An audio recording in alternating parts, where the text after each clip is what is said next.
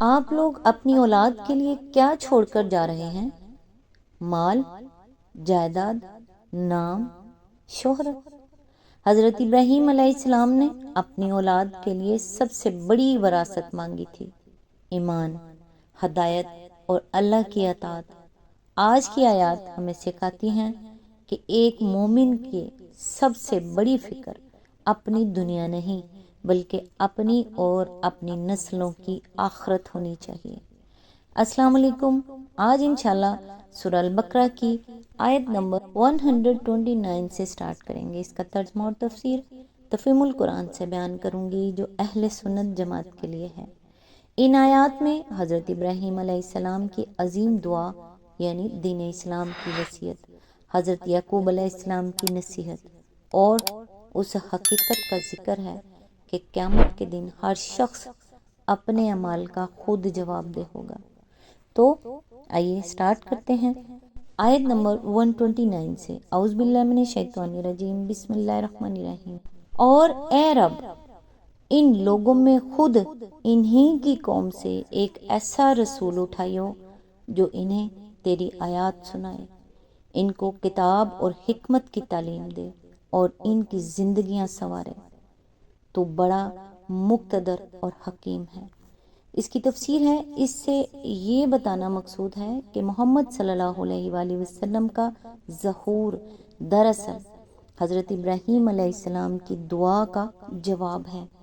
اس آیت سے سبق یہ ملتا ہے کہ حضرت ابراہیم علیہ السلام نے آنے والی نسلوں کے لیے ایک ایسے رسول کی دعا کی جو انہیں اللہ کی آیات سنائے، کتاب و حکمت سکھائے اور ان کا تزکیہ کرے۔ یہ دعا رسول اللہ صلی اللہ علیہ وآلہ وسلم کی بعثت کی صورت میں قبول ہوئی۔ اپنی اولاد کے لیے صرف دنیاوی کامیابی نہیں بلکہ دین، علم اور ہدایت کی بھی دعا کیا کریں۔ آیت نمبر 130۔ اب کون ہے جو ابراہیم علیہ السلام کے طریقے سے نفرت کرے، جس نے خود اپنے آپ کو حماقت و جہالت میں مبتلا کر لیا ہو؟ اس کے سوا کون یہ حرکت کر سکتا ہے؟ ابراہیم تو وہ شخص ہے جس کو ہم نے دنیا میں اپنے کام کے لیے چن لیا تھا اور آخرت میں اس کا شمار صالحین میں ہوگا۔ یہ آیت ہمیں بتاتی ہے کہ حضرت ابراہیم علیہ السلام کا راستہ توحید، اطاعت اور اخلاص کا راستہ ہے۔ اس سے منہ موڑنا دراصل اپنے آپ کو نقصان پہنچانا ہے۔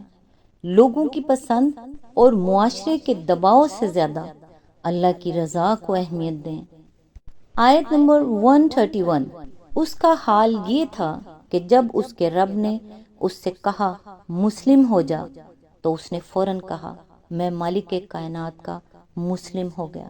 اس کی تفسیر ہے، مسلم وہ جو خدا کے آگے سر اطاعت خم کر دے، خدا ہی کو اپنا مالک، آقا، حاکم اور معبود مان لے، جو اپنے آپ کو بالکل ہی خدا کے سپرد کر دے اور اس ہدایت کے مطابق دنیا میں زندگی بسر کرے جو خدا کی طرف سے آئی ہو۔ اس عقیدے اور اس طرز عمل کا نام اسلام ہے، اور یہی تمام انبیاء کا دین تھا جو ابتدائے آفرین سے دنیا کے مختلف ملکوں اور قوموں میں آئے۔ یہ آیت سکھاتی ہے کہ حضرت ابراہیم کی عظمت یہ تھی کہ اللہ کا حکم آتے ہی فوراً سر تسلیم خم کر دیتے تھے۔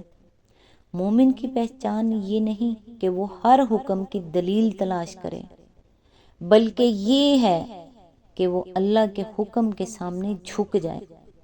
آیت نمبر 132۔ اسی طریقے پر چلنے کی ہدایت اس نے اپنی اولاد کو کی تھی اور اسی کی وصیت یعقوب اپنی اولاد کو کر گیا۔ اس نے کہا تھا کہ میرے بچوں، اللہ نے تمہارے لیے یہی دین پسند کیا ہے، لہٰذا مرتے دم تک تم مسلم ہی رہنا۔ اس کی تفسیر ہے، یعنی حضرت یعقوب علیہ السلام ذکر خاص طور پر اس لیے فرمایا گیا کہ بنی اسرائیل براہ راست انہی کی اولاد تھے۔ اسی آیت کے ضمن میں آگے فرمایا، دین یعنی طریق زندگی، نظام حیات، وہ آئین جس پر انسان دنیا میں اپنے پورے طرز فکر اور طرز عمل کی بنا رکھے۔ حضرت ابراہیم اور حضرت یعقوب علیہ السلام نے اپنی اولاد کو سب سے اہم وصیت دین پر ثابت قدم رہنے کی ہے۔ اپنی اولاد کو صرف تعلیم اور روزگار کی فکر نہ دیں، دین اور اللہ سے تعلق کی فکر بھی دیں۔ آیت نمبر 133، پھر کیا تم اس وقت موجود تھے جب یعقوب اس دنیا سے رخصت ہو رہا تھا؟ اس نے مرتے وقت اپنے بیٹوں سے پوچھا، بچوں میرے بعد تم کس کی بندگی کرو گے؟ ان سب نے جواب دیا، ہم اسی ایک خدا کی بندگی کریں گے جسے آپ نے اور آپ کے بزرگوں یعنی ابراہیم و اسماعیل اور اسحاق نے خدا مانا ہے، اور ہم اسی کے مسلم ہیں۔ اس کی تفسیر ہے، بائبل میں حضرت یعقوب علیہ السلام کی وفات کا حال بڑی تفصیل سے لکھا گیا ہے، مگر حیرت ہے کہ اس وصیت کا کوئی ذکر نہیں ہے۔ البتہ تلمود میں جو مفصل وصیت درج ہے، اس کا مضمون قرآن کے بیان سے بہت مشابہ ہے۔ اس میں حضرت یعقوب علیہ السلام کے یہ الفاظ ہمیں ملتے ہیں، خداوند اپنے خدا کی بندگی کرتے رہنا، وہ تمہیں اسی طرح تمام آفات سے بچائے گا جس طرح تمہارے آباء و اجداد کو بچاتا رہا ہے۔ اپنے بچوں کو خدا سے محبت کرنے اور اس کے احکام بجا لانے کی تعلیم دینا تاکہ ان کی مہلت زندگی دراز ہو، کیونکہ خدا ان لوگوں کی حفاظت کرتا ہے جو حق کے ساتھ کام کرتے ہیں اور اس کی راہوں پر ٹھیک ٹھیک چلتے ہیں۔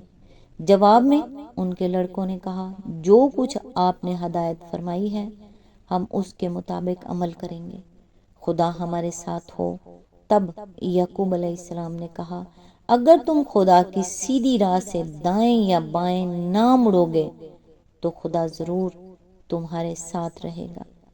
حضرت یعقوب علیہ السلام نے وفات کے وقت اپنی اولاد سے سب سے پہلے عقیدے اور عبادت کے بارے میں سوال کیا۔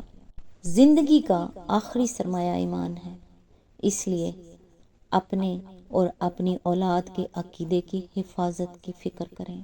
آیت نمبر 134، وہ کچھ لوگ تھے جو گزر گئے، جو کچھ انہوں نے کمایا وہ ان کے لیے ہے، اور جو کچھ تم کماؤ گے وہ تمہارے لیے ہے۔ تم سے یہ نہ پوچھا جائے گا کہ وہ کیا کرتے تھے۔ اس کی تفسیر ہے، یعنی اگرچہ تم ان کی اولاد سہی، مگر حقیقت میں تمہیں ان سے کوئی واسطہ نہیں، ان کا نام لینے کا تمہیں کیا حق ہے جبکہ تم ان کے طریقے سے پھر گئے۔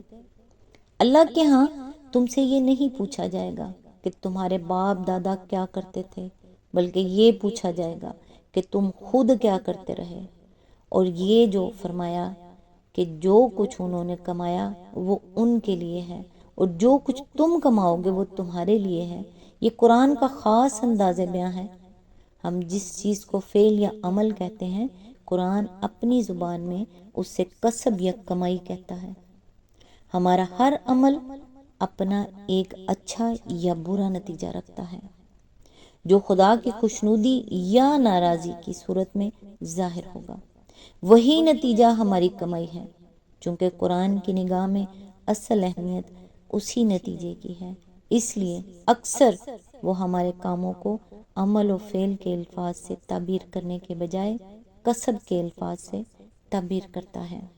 اس آیت سے سبق یہ ملتا ہے کہ گزری ہوئی قوموں کے اعمال ان کے لیے تھے اور ہمارے اعمال ہمارے لیے ہیں۔ نجات نسب، خاندان یا بزرگوں سے وابستگی پر نہیں بلکہ اپنے عمل پر ہے۔ صرف یہ سوچ کر مطمئن نہ ہوں کہ ہم مسلمانوں کے گھر میں پیدا ہوئے ہیں، اصل سوال یہ ہے کہ ہم خود کیا کر رہے ہیں۔ رسول اللہ صلی اللہ علیہ وآلہ وسلم نے فرمایا، جب انسان مر جاتا ہے تو اس کے اعمال منقطع ہو جاتے ہیں سوائے تین چیزوں کے: صدقہ جاریہ، اور وہ علم جس سے فائدہ اٹھایا جائے، اور نیک اولاد جو اس کے لیے دعا کرے۔ صحیح مسلم حدیث نمبر 1631۔ حضرت ابراہیم اور حضرت یعقوب کی طرح ہمیں بھی اپنی اولاد کی دینی تربیت کی فکر کرنی چاہیے، کیونکہ نیک اولاد والدین کے لیے مرنے کے بعد بھی خیر کا ذریعہ بنتی ہے۔ بجائے اس کے کہ آپ لوگوں کی نسبت سے جنت سوچیں، اپنی اولاد کو نیک بنائیں، انہیں ایسے اعمال سکھائیں جو ہمارے مرنے کے بعد ہماری اولاد کرے تو وہ صدقہ جاریہ ہو۔ ابراہیم علیہ السلام نے اپنی اولاد کے لیے محلات نہیں مانگے، ہدایت مانگی۔ یعقوب نے وفات کے وقت جائیداد نہیں پوچھی، ایمان پوچھا۔ سوال یہ ہے، ہم اپنی نسلوں کو دنیا کے فکر دے رہے ہیں یا آخرت کی؟ آج تک کے لیے بس اتنا ہی۔ نیکسٹ انشاءاللہ آیت نمبر 135 سے سٹارٹ کریں گے۔ تب تک کے لیے دعاؤں میں یاد رکھیے گا۔ اللہ حافظ۔